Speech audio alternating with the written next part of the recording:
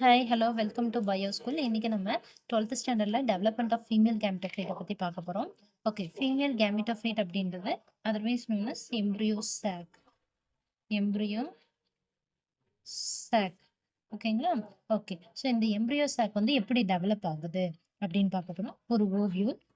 அந்த ஓவியூல் உள்ளார இருக்கக்கூடிய அந்த நியூசெல்லஸ்ல பார்த்தீங்கன்னா நிறைய ஸ்போரோஜினஸ் டிஷ்யூஸ் வந்து ப்ரெசென்ட் ஆயிருக்கும். ஸோ எல்லாமே வந்து நியூட்ரிஷன் ரிச்சா இருக்கும். ஸோ இந்த ஸ்போரோஜினஸ்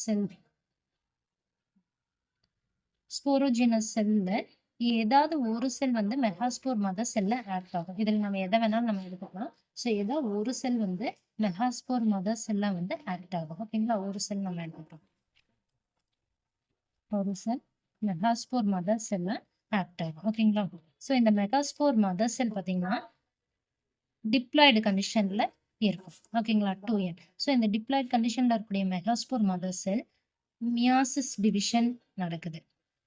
மியாசிஸ் டிவிஷன் அப்படின்றது ரிடக்ஷன் டிவிஷன். ஒரு செல் வந்து 4 செல்லா டிவைட் ஆகக்கூடிய அந்த டிவிஷனுக்கு பேரு மியாசிஸ் செல் டிவிஷன். ஓகே, இந்த 4 செல்லுல ஃபர்ஸ்ட் 3 செல், ஓகேங்களா, அதாவது சலாசல் எண்ட். இது மேல இருக்கிறது சலாசல் எண்ட். கீழே இருக்கிறது மைக்ரோபைலார் எண்ட். இது சலாசல் எண்ட், இது மைக்ரோபைலார் எண்ட்.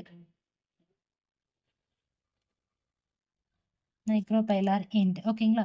ஸோ இது வந்து 2n டிப்ளாய்டு கண்டிஷன் வச்சுக்கலாம். மியாசிஸ் டிவிஷன் நடந்து முடிச்சோன்னே இது வந்து என்னவா மாறிடும்? ஹேப்ளாய்டு கண்டிஷனுக்கு மாறிடும். சரிங்களா? ஹேப்ளாய்டு கண்டிஷன்ல 4 செல் வந்து நமக்கு கிடைக்குது. அதுல சலாசல் எண்ட்ல இருக்கக்கூடிய ஃபர்ஸ்ட் 3 செல் டீஜெனரேட் ஆயிடும். ஓகேங்களா? ஃபர்ஸ்ட் 3 செல் மட்டும் டீஜெனரேட் ஆயிடும். ஓகேங்களா? ரிமைனிங் இருக்கக்கூடிய இந்த மைக்ரோபைலார் எண்ட் இருக்குங்களா, அந்த மைக்ரோபைலார் எண்ட்ல இருக்கக்கூடிய இந்த செல், ஓகேங்களா, இந்த செல் மட்டும் என்னவா ஆக்ட் ஆகும் அப்படின்னா மெகாஸ்போரா ஆக்ட் ஆகும். மெகாஸ்போர் இதுதான் ரொம்ப முக்கியமான செல். இந்த மெகாஸ்போர்ல இருந்தா ஃபர்தர் டெவலப்மெண்ட் வந்து நடக்கும். ஓகேங்களா? இப்போ இந்த சிங்கிள் செல்லை நான் இங்க எடுத்துக்கிறேன். இந்த மெகாஸ்போர் செல்,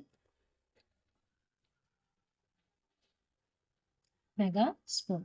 இந்த ஒரு மெகாஸ்போர் செல்ல 3 மைட்டாட்டிக் டிவிஷன் நடக்கும். சரிங்களா? மைட்டாட்டிக் டிவிஷன் அப்படின்றது ஒரு செல் வந்து 2 செல்லா டிவைட் ஆகக்கூடிய ப்ராசஸ்.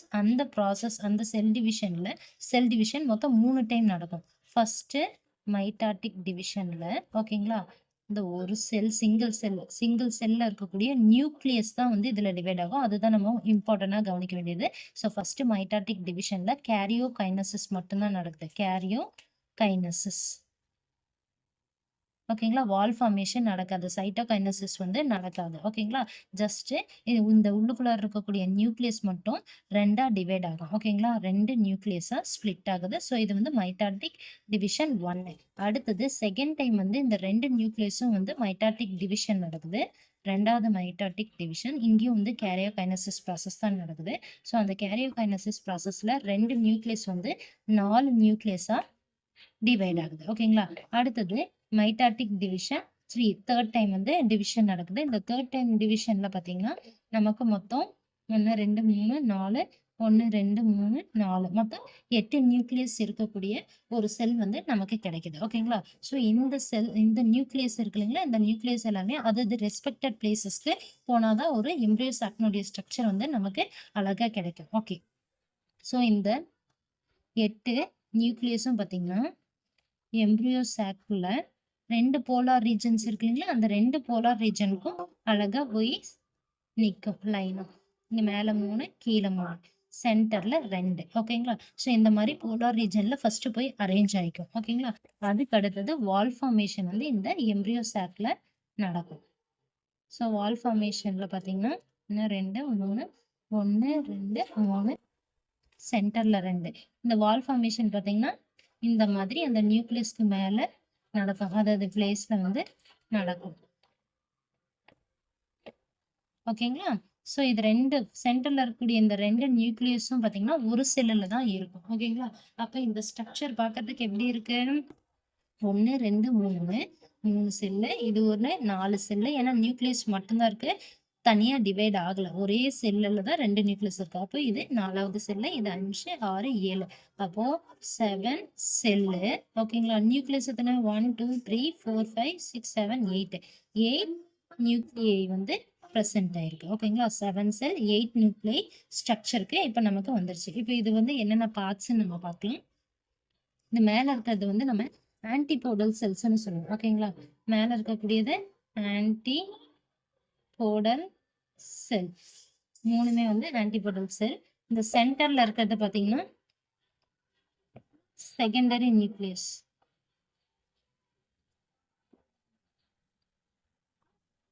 Secondary nucleus. ஓகேங்களா? இங்க கீழ இருக்கிறது வந்து என்ன அப்படின்னா இந்த ரெண்டும், இந்த கார்னர்ல இருக்கக்கூடிய ரெண்டும் வந்து சினர்ஜிட்ஸ். சினர்ஜிட்ஸ். இந்த சென்டர்ல இருக்கு இல்லைங்களா? இந்த சென்டர்ல இருக்கிறது தான் என்ன அப்படின்னா எக்ஸெல். ஓகேங்களா? இந்த சென்டர்ல இருக்கக்கூடியது எக்ஸெல். ஓகே. இந்த சினர்ஜிட்ல பாத்தீங்கன்னா முக்கியமான ஒரு ஆள் இருக்காங்க. யார் அப்படின்னா ஃபில்லிஃபார்ம் அப்பரேட்டஸ். இந்த ஃபில்லிஃபார்ம் அப்பரேட்டஸ் எங்க இருக்காங்க? சினர்ஜிட்ஸ் 2லயுமே வந்து இந்த 2 சினர்ஜிட்ஸ் இருக்கு இல்லைங்களா? இது 2லயுமே வந்து ஃபில்லிஃபார்ம் அப்பரேட்டஸ் இருக்கும். ஃபில்லிஃபார்ம் அப்பரேட்டஸ் அப்படின்றது சினர்ஜிட்ஸ்ல செக்ரீட் ஆகக்கூடிய ஒரு கீமோட்ராபிக் சப்ஸ்டன்ஸ், ஒரு கெமிக்கல் சப்ஸ்டன்ஸ். ஸோ அந்த கெமிக்கல் சப்ஸ்டன்ஸ் வந்து எதுக்காக அப்படின்னா, ஒரு போலன் வந்து ஸ்டிக்மாவ வந்து ரீச் ஆயிடுது. அப்படி ரீச் ஆகக்கூடிய அந்த ஸ்டிக்மா போலன் டியூப் குரோத் ஆனதுக்கப்புறம் கரெக்டா எங்க போய் ரீச் ஆகணும்? எக் செல்ல போய் ரீச் ஆகணும். அப்படி ரீச் ஆகுறதுக்கு ஒரு ஒரு கைடு தேவைப்படுறாங்க. ஓகேங்களா? வழி தெரியணும் இல்லைங்களா? ஒரு கைடா வந்து ஆக்ட் ஆகுறது யார் அப்படின்னா, இந்த 2 செல்லுல இருக்கக்கூடிய ஃபில்லிஃபார்ம் அப்பரேட்டஸ். Filiform apparatus. ஓகேங்களா? ஸோ இந்த ஃபில்லிஃபார்ம் அப்பரேட்டஸ் எங்க இருப்பாங்க? சினர்ஜிட்ஸ் 2, இந்த 2 சினர்ஜிட்ஸ்லயும் ஃபில்லிஃபார்ம் அப்பரேட்டஸ் அப்படின்ற ஒரு chemical substance. Filiform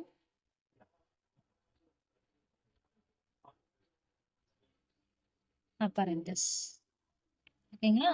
filiform apparatus வந்து இந்த சினர்ஜிட்ஸ் 2 செல்லையும் வந்து செக்ரீட் ஆகக்கூடிய ஒரு கெமிக்கல் சப்ஸ்டன்ஸ். இப்ப இது மூணையும் சேர்த்து நம்ம என்னன்னு சொல்லுவோம்னா எக் apparatusன்னு சொல்லுவோம்.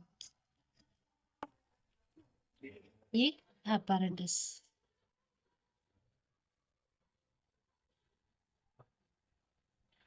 எக் apparatusன்னு சொல்லுவோம். ஓகேங்களா? ஓகே. ஸோ இது ஒரு எம்ப்ரியோ ஸ்ட்ரக்சர். 7 செல்ல 8 நியூக்ளியஸ் இருக்கக்கூடிய ஸ்ட்ரக்சர். ஓகேங்களா? இப்போ ஒரு ஃபீமேல் கேமெட்டோஃபைட் வந்து நல்லா டெவலப் ஆயிடுச்சு. 7 செல்லு 8 நியூக்ளியஸ்குள்ள. மேல இருக்கிறது ஆன்டிபோடல் செல்லு, சென்டர்ல இருக்கிறது செகண்டரி நியூக்ளியஸ். இந்த செகண்டரி நியூக்ளியஸ் தான் வந்து ஃபெர்டிலைசேஷன் ப்ராசஸ் எல்லாம் முடிஞ்சு எண்டோஸ்பர்மா வந்து மாறும். ஓகேங்களா? இதெல்லாம் நம்ம நெக்ஸ்ட் கிளாஸ்ல பார்க்கலாம். இது ரெண்டும் வந்து சினர்ஜிட் செல்ஸ். சினர்ஜிட் செல்ஸ்ல ஃபில்லிஃபார்ம் அப்பரேட்டஸ்ன்ற ஒரு கீமோட்ராபிக் சப்ஸ்டன்ஸ் வந்து செக்ரீட் ஆகும். இந்த மேல இருக்கக்கூடியது வந்து எக்ஸெல். இந்த எக்ஸெல்ல தான் வந்து அந்த போலன் டியூப்ல இருக்கக்கூடிய மேல் கேமேட் ஓகேங்களா வந்து ரீச் ஆகி ஃபியூஷன் ப்ராசஸ் நடக்கும். ஃபியூஷன் ப்ராசஸ் நடந்தால் தான் ஃபெர்டிலைசேஷன் வந்து கம்ப்ளீட் ஆகும். ஓகேங்களா? ஸோ இப்போ ஒரு ஃபீமேல் கேமெட்டோஃபைட் ஃபுல்லாக டெவலப் ஆயிடுச்சு.